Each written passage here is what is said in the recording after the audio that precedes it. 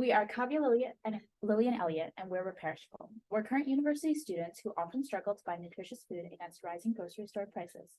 And this got us thinking, if we're struggling, how are local London households combating food insecurity? In 2022, over 3,500 families in London reported relying on food banks monthly. Nationally, food banks have expressed that less food is being donated, with items mainly being the cheapest, least nutritious non-perishables. Yet with this drastic need for food, Canadian grocery stores sell about 1.31 million tons of food annually, primarily being produce. This is due to the standard of what is considered good produce, as items close to expiry often end up in landfills. Studies show that food quality and safety can be maintained after the written expiry date. We aim to address the UN Sustainable Development Goals of zero hunger and responsible consumption and production by providing a sustainable solution to food insecurity. REPAIRishable understands this gap as an opportunity to reduce both food waste and insecurity by converting produce from local businesses to preserved, shelf-stable food. We are exclusively focused on fresh fruits and vegetables, as they are comparatively the least accessible while being the most nutrient-rich and most wasted among food resources in Canada. Using a nonprofit model, we will aim to uplift local grocers while providing members of our community with affordable, tasty food. Freeze-dried food ensures the greatest shelf life of any preservation method, is lightweight, portable, has a crunchy texture, can be eaten as is or rehydrated and incorporated into meals. Initially, we hope to collaborate with Russia Food Labs to determine the amount of time we have to get food from grocers to safely preserve it.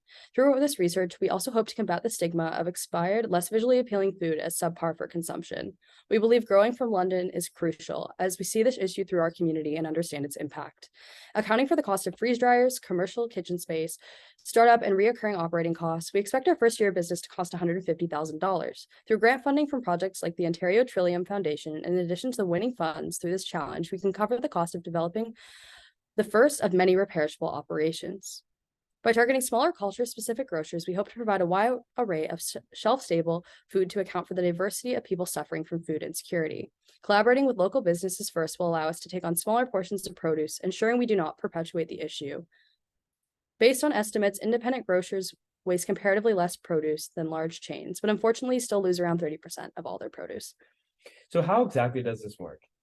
Our team will partner with independent grocers providing a freeze-drying service for unsold produce. We will purchase produce from smaller grocers for a fraction of their unit cost, guaranteeing businesses will make some money on unpurchased, potentially wasted products. By allowing us to purchase their product, businesses will also agree to buy back between 60 and 70% of the product once preserved and will sell to consumers at a controlled unit price. By collaborating with REPAIRishable, businesses are obligated to donate a current estimate of 30% of all preserved produce to local London food banks.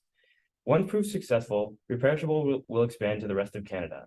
And so we pose the question to you: how can we combat food insecurity globally if we fail to do so locally? We did it.